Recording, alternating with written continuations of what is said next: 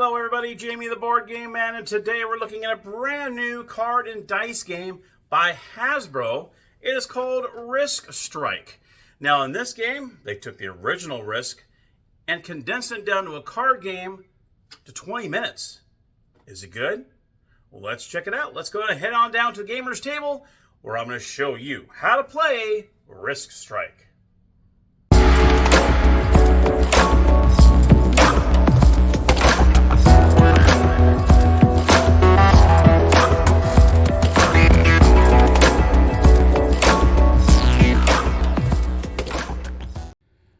Here you are with Risk Strike.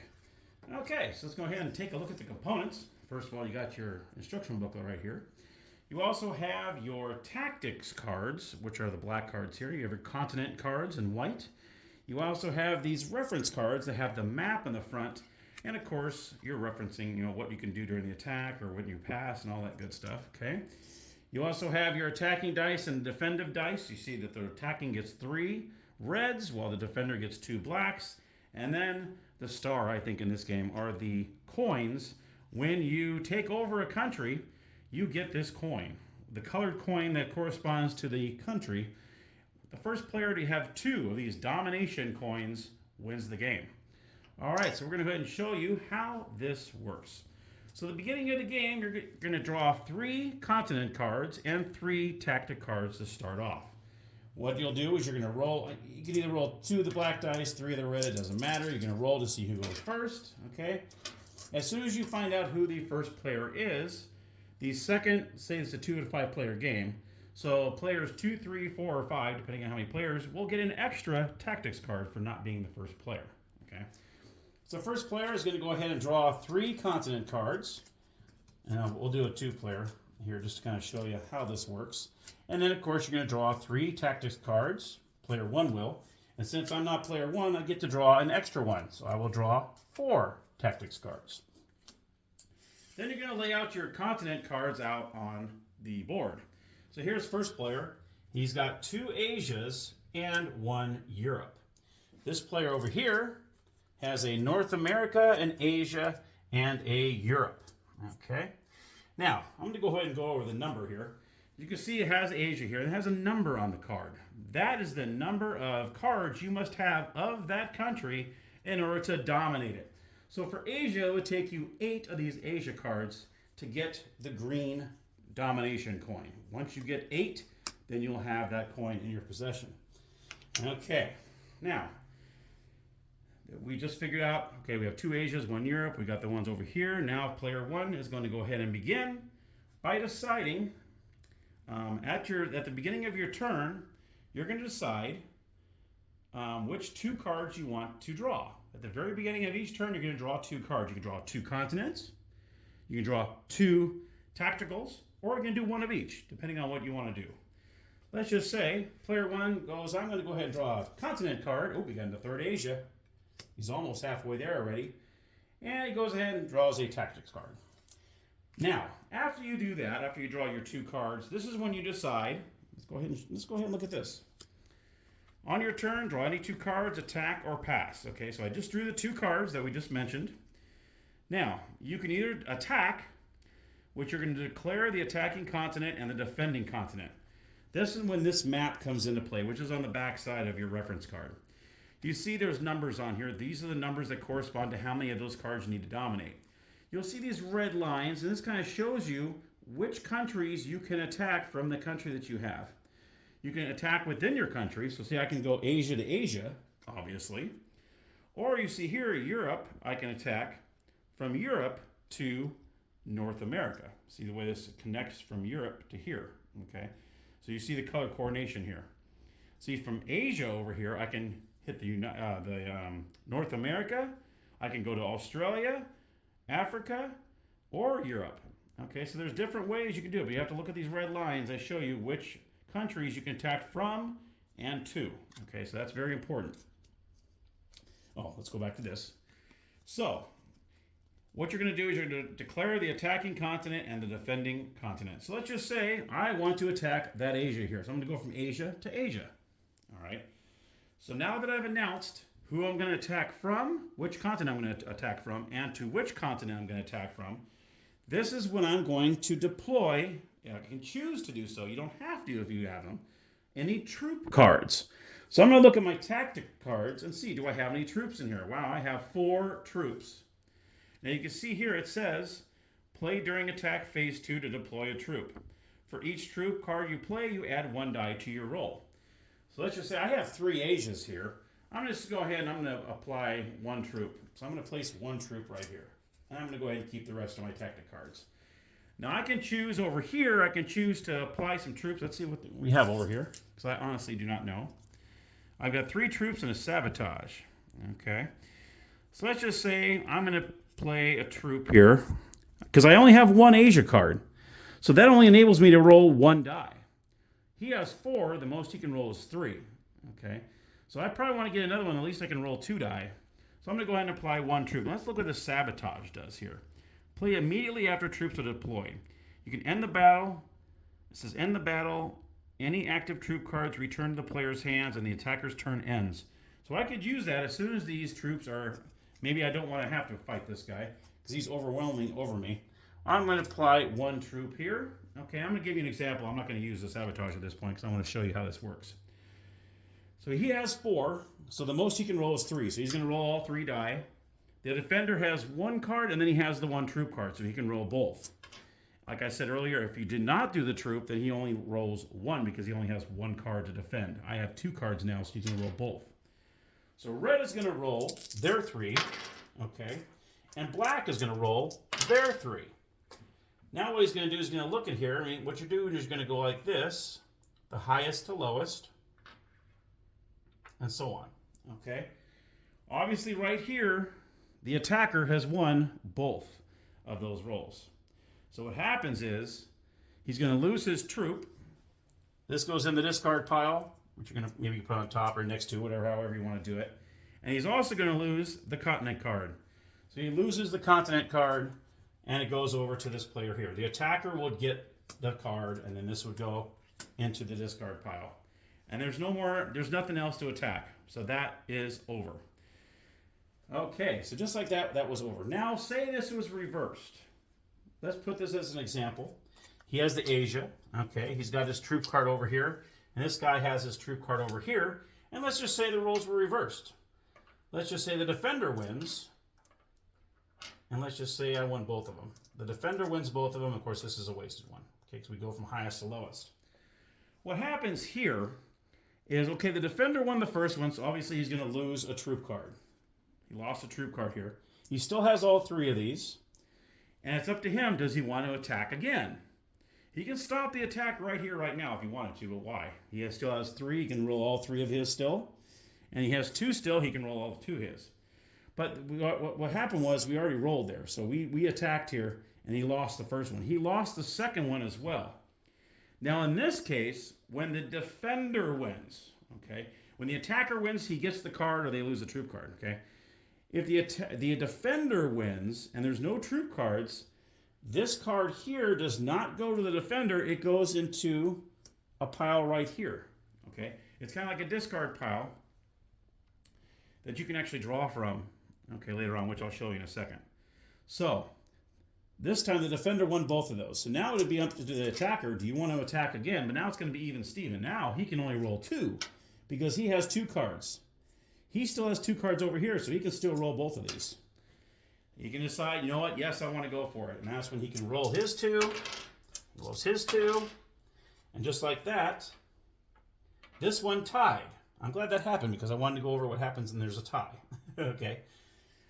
If there is a tie, it goes to the defender. Okay. So the defender would win that first battle here. So this, he would lose another Asia card. This would go in here. Okay, that goes in there as well. But then the attacker won this one.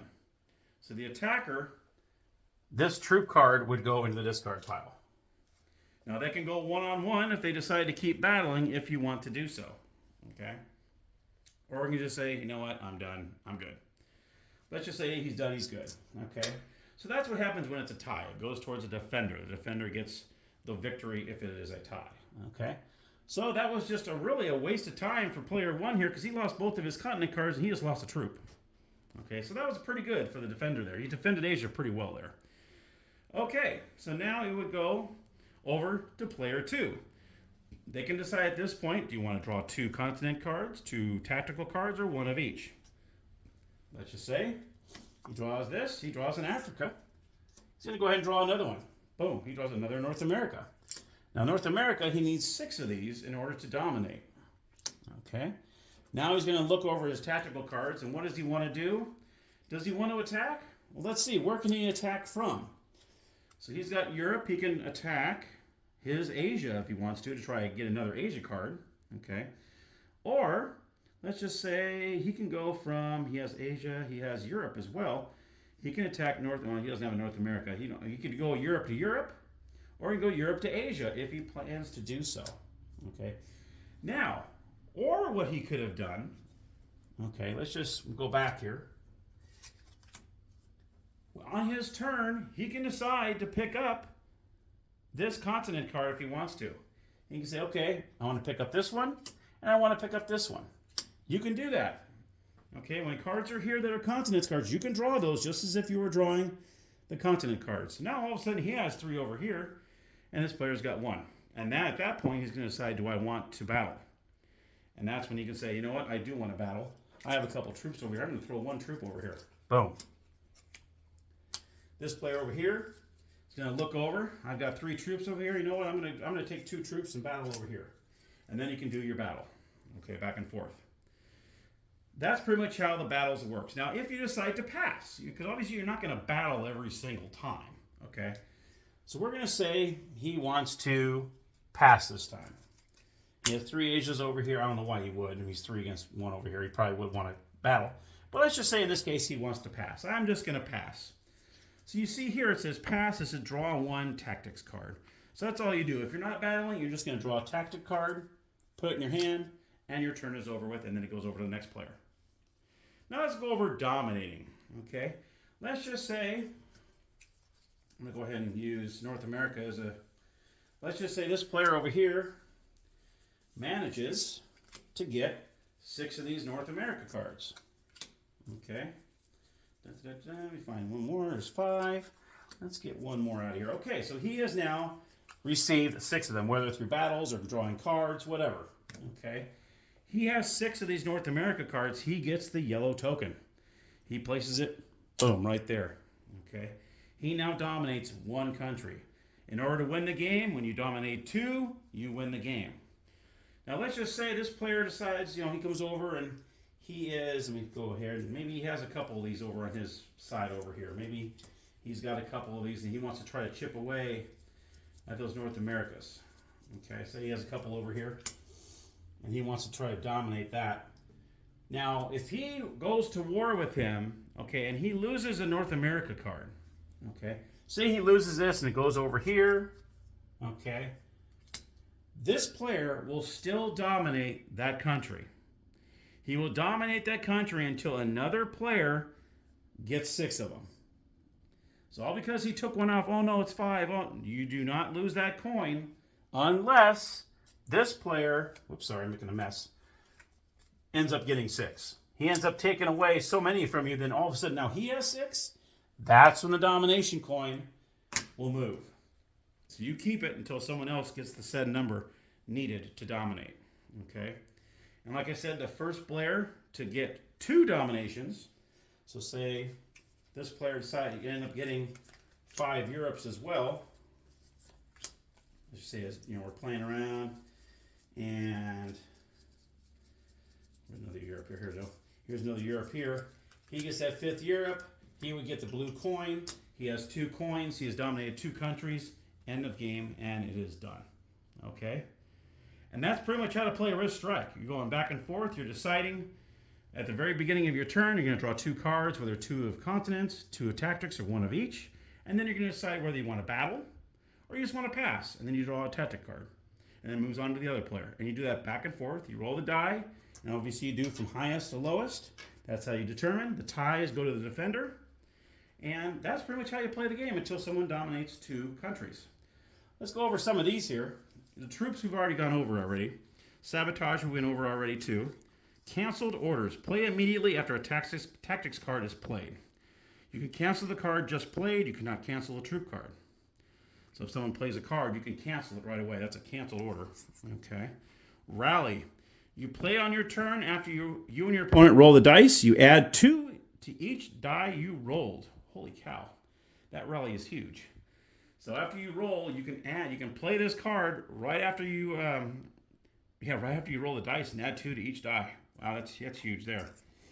Well, Bombard. Play after players roll dice. You can change any one die to a 6, and if necessary, reorder the dice lineup in order of the highest pairs. That's crazy. Artillery. Play any time after troops are deployed. You can force any one player to discard up to 2 active troop cards. That's huge too. So if I decided to put 2 troop cards out here, I'm going to really defend Asia. I'm going to have 5. Well, this guy can turn around and play the artillery card, and you have to give up to 2 of them. So just like that, without any fighting or nothing, he loses up to 2 troop cards. Let's see, is there any other ones in here? I want to show you any other ones. I think that's it. Oh, expand. Play any time on your turn to draw either 2 continent cards or 1 tactics card. So that's cool. You can play that anytime during your card. You'll actually get some extra cards. There is no maximum amount of cards you can have in your hand when it comes to these. And I think that... Oh, Spy. Play any time on your turn, you can look at any one player's tactic card. Then you can draw 1 tactics card from the deck. So you can take a peek at what your other player has, one of the cards anyway, and then you can draw a tactic card for yourself. That's pretty cool. I like the Spy one. That's pretty cool. And that looks like it's it. So those are your examples of all the different tactic cards that you're in your hand. Of course, the troop card obviously is help you battle. And that, my friends, is Risk Strike. All right. So we're going to head up to the game room, and I'll give you my final thoughts. All right, so my final thoughts on Risk Strike. Well, you know what? I like it. Now, I have to admit, right from the start here, I never played the original Risk. Never played it. Probably when I was younger, I had the attention span of 30 seconds, so I probably wouldn't have been able to handle a 2+ hour game of Risk. So that's probably why I never played it when I was a kid. I'll be honest. I could probably play it now, but not back then. But I like the way it plays. I mean, they really condensed it really well. I like the cards. I like the coins are really awesome. The domination coins, those are really nice. And the first you get 2 continents, you win the game. Simple as that. I do like that. You get the 8 Africas wherever you need, and someone takes 2 of them. You still dominate until that other player reaches that said number that you need to dominate. I like that. Instead of just, oh, I took one away from you, now you don't dominate anymore. I mean, that would take forever to play this game. So I do like that you continue to dominate until another player chips away at the continent cards that you have until they reach that said number. So I do like that too. But yeah, I like the way it looks. I like the tactical cards. The tactical cards are all black and red. I like the way they look. They look tactical, so I like that too. But yeah, all around, I think they did a decent job. This is a pretty fun little game, quick little filler game. And you can find this at Walmart, by the way. That's where I found this one. Not sure if you can find it at Target, and I'm not sure if you can find it at Barnes & Noble. I haven't been to either one of those stores in a while. But I do know you can find it at Walmart, at least at the time of this taping, until they sell out or whenever. All right, well, that's my review of Risk Strike. Give it a thumbs up. I do enjoy it. I like it. I've watched some other videos, and they say if you like the original Risk, you would probably like this too. They did condense it down pretty well. All right, my friends, that is my review on Risk Strike. Thank you so much for watching.